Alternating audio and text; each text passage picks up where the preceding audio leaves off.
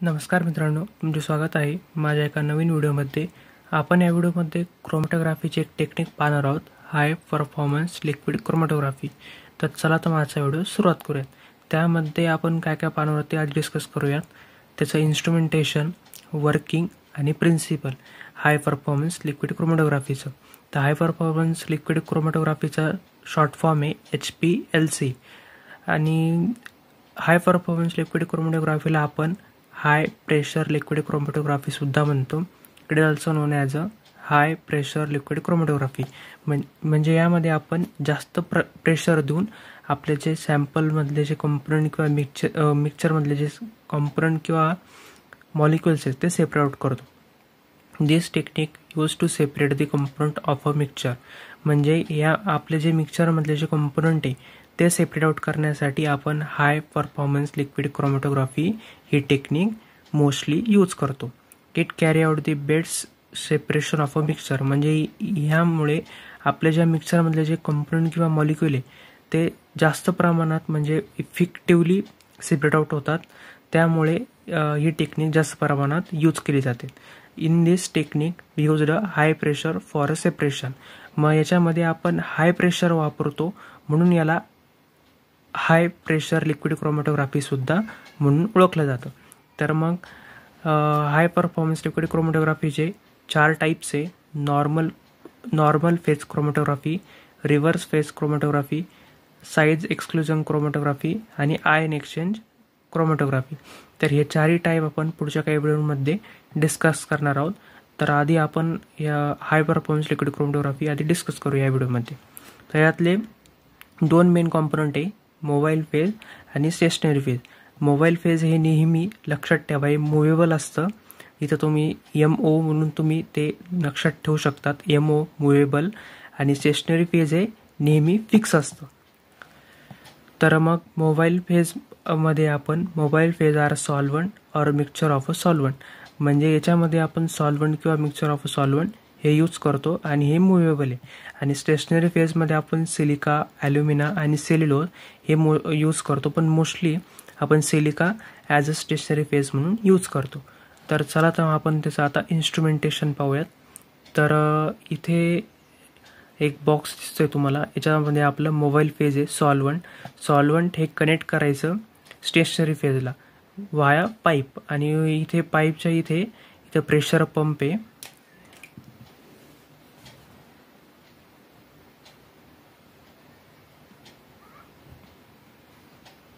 Pressure pump म्हणूनच या टेक्निकला आपण हाय परफॉर्मन्स म्हणजे हाय प्रेशर देऊन आपण याच्यामध्ये मॉलिक्युलचं सेपरेट करतो. त्यामुळे या टेक्निकला हाय प्रेशर लिक्विड क्रोमॅटोग्राफी सुद्धा म्हटलं जातं. तर मग इथे आहे, इथे वर त्याच पाईपला आपण तिथे सॅम्पल इंजेक्टर टूल पण असते. त्याच्यानंतर स्टेशनरी फेज नंतर इथे खाली कलेक्टिंग ट्यूब, त्याचे सेपरेट आउट झालेले जे मॉलिक्युल कॉम्पोनंट आहे ते कलेक्ट करण्यासाठी, आणि ते पुढे डिटेक्टर आणि रेड आउट डिव्हाइस. तर हे पूर्ण याचं इन्स्ट्रुमेंटेशन आहे. त्याच्यामध्ये आपला मोबाईल फेज आहे. मोबाईल फेजमध्ये आपलं ते मुव्हेबल असतं आणि त्याच्यामध्ये मिक्सचर ऑफ अ सॉल्व्हंट आपण यूज करतो. तर प्रेशर पंपचा काय रोल आहे याच्यामध्ये, तर सॉल्व्हंट जे मोबाईल फेजमधले जे सॉल्व्हंट आहे त्याला प्रेशरनी पुढे पाठवण्याचं काम करतं स्टेशनरी फेजकडे. आणि सॅम्पल इंजेक्टरचं काय काम आहे, तर सॅम्पल इंजेक्टरमधून आपण आपलं जे सॅम्पल आहे, मिक्सचर ऑफ अ सॅम्पल, त्यात आपले कॉम्पोनंट किंवा मॉलिक्युल आहे ते सेपरेट आउट करायचे आपल्याला, ते सॅम्पल आपण इथून टाकतो. आणि स्टेशनरी फेजमध्ये आपण सिलिका हे यूज करतो आणि मोस्टली सिलिका यूज करतो. ॲल्युमिना किंवा सेल्युलोजसुद्धा आपण यूज करू शकतो. त्याच्यानंतर हे स्टेशनरी फेज पुढे कलेक्टिंग ट्यूबला कनेक्ट असतं. त्याच्यामध्ये आपण मॉलिक्युल आणि कॉम्पोनंट हे सेपरेट आउट करतो. डिटेक्टर्स हे सगळं जे आपले जे मॉलिक्युल आहे त्याची फ्रिक्वेन्सी पूर्ण जी केमिकल म्हणजे जी वेव्हलेंथ आहे ती पूर्ण डिटेक्ट करण्याचं काम करतो. डिटेक्ट आणि रेड आउट डिव्हाइस आपल्याला काय देतं, त्याचं ग्राफिकल रिप्रेझेंटेशन देतं त्या मॉलिक्युलचं किंवा कॉम्पोनंटचं. तर आता आपण याचं वर्किंग पाहूयात. तर आपलं हे जे मोबाईल फेज आहे हे प्रेशर पंपने हे सर्वात प्रथम आधी स्टेशनरी फेजकडे पाठवलं जातं. तर कारण की हे पूर्ण जे इक्विपमेंट आहे, जे इन्स्ट्रुमेंटेशन आहे, जे आधी वर्क करते का ते पाहण्यासाठी जो हाय प्रेशर देऊन आपलं जे मोबाईल फेज आहे ते स्टेशनरी फेजकडे पाठवलं जातं. मग डिटेक्टर डिटेक्ट करतं आणि मग त्याला ग्राफिकल रिप्रेझेंटेशन भेटतं आपलं मोबाईल फेजचं. तर यामुळे आपल्याला समजतं की जर ग्राफिकल रिप्रेझेंटेशन दिसलं मोबाईल फेजचं तर मग आपलं जे इन्स्ट्रुमेंटेशन आहे ते प्रॉपर वर्क करते. तर मग त्याच्यानंतर मग प्रॉपर वर्क केल्यानंतर आपण हे चेकिंग केल्यानंतर पूर्ण तर मग सॅम्पल इंजेक्टर टूलमधून आपण आपलं सॅम्पल इंजेक्ट करायचं आहे. इंजेक्ट केल्यानंतर ते जाईल स्टेशनरी फेजकडे. स्टेशनरी फेजमध्ये गेल्यानंतर इथे आपण सिलिका यूज करतो. मग सिलिकामध्ये यूज करत असताना जे मोबाईल फेज आहे ते आधी निघून जातं, पण हे जे आपलं जे सॅम्पल आहे ते तिथे स्टिक होतं किंवा तिथं बाइंड होतं. तर बाइंड झाल्यानंतर तिथं बाइंडिंग ॲक्टिव्हिटी तयार होते स्टेशनरी फेजच्या सिलिकाची आणि आपल्या सॅम्पलचे जे मॉलिक्यूल किंवा कंपोनंट आहे ते तिथं बाइंड होतात. तर मग काही मॉलिक्यूल इथे बाइंड होतात, काही मॉलिक्यूल इथे बाइंड होतात, तर काही मॉलिक्यूल इथे बाइंड होतात. तर मग ते वेगवेगळ्या त्याच्या बाइंडिंग ॲक्टिव्हिटीनुसार ते सिलिकाला तिथे बाइंड होतात. मग इथे आपल्याला काय बाइंडिंग ॲक्टिव्हिटी नाही पाहिजे आपल्याला सिलिकासोबत. आपल्याला काय पाहिजे त्याच्यातलं जे मॉलिक्यूल किंवा जे त्याची ती सेपरेट आउट करायचे आपल्याला जे मॉलिक्यूल त्या मिक्सचरमधले.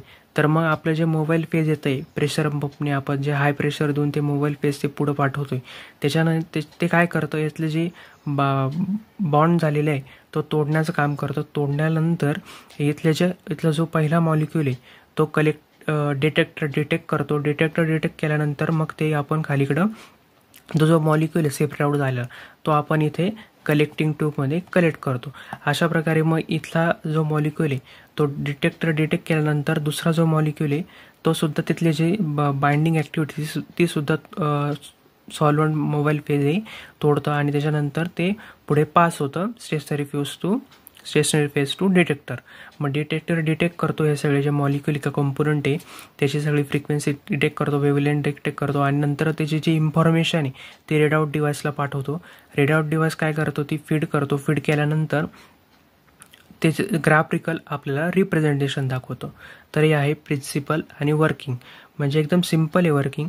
म्हणजे आपण जे सॅम्पल इंजेक्ट केल्यानंतर ते इथे बाइंड होणार सिलिकासोबत आणि ते सिलिकासोबत आपल्याला त्याची सेपरेशन करायचं. तर मग बाइंडिंग ॲक्टिव्हिटीने पाहिजे तर मग आपण मोबाईल पेजने हे प्रेशर पंपने आपण त्याला पुढे पाठवणार त्याच्या मोबाईल पेजला.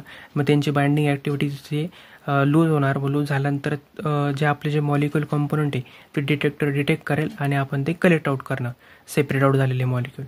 हे याचं वर्किंग आहे. आणि प्रिन्सिपल म्हणण्यात झालं तर आपल्या ज्या सॅम्पलसोबत काय झाले नेमकी आपलं सॅम्पल आपण टाकलं त्याच्यानंतर त्याची स्टेशनरी फेजमध्ये तो ॲडसॉर्ब झाला आहे तिथं तो बाइंड झाला आहे. तर मग याचं प्रिन्सिपल आहे ॲडसॉर्प्शन. म्हणजे याच्यामध्ये आपले सॅम्पल हे जे आपण जे इंजेक्ट केलेले ते बाइंड झालेलं आहे सिलिकासोबत बाइंड झाल्यानंतर तिथे ॲडसॉर्ब झालेले आहे. ॲडसॉर्बने झालेले ॲडसॉर्ब ADSORB ॲडसॉर्प्शन इथं ॲक्टिव्हिटी दाखवते. आपल्या त्या स्टेशनरी फेजच्या सिलिकाला ते बाइंड होते तिथे ॲडसॉर्प्शन होते. त्या ॲडसॉर्प्शन झाल्यानंतर आपलं मोबाईल फेज त्यांच्या ते ॲक्टिव्हिटी त्यांची ती ॲफिनिटी किंवा लूज करेल आणि नंतर मग तिथून त्यांची बाइंडिंग ॲक्टिव्हिटी तुटल्यानंतर मग डिटेक्टर डिटेक्ट करेल. तर याचं प्रिन्सिपल काय आहे HPLCचं हाय परफॉर्मन्स लिक्विड क्रोमॅटोग्राफीचं ॲडसॉर्प्शन. तर तुम्हाला माझा व्हिडिओ आवडला असेल नक्की लाईक करा, शेअर करा आणि सबस्क्राईब करायला विसरू नका. चला तर भेटूया पुढच्या व्हिडिओमध्ये.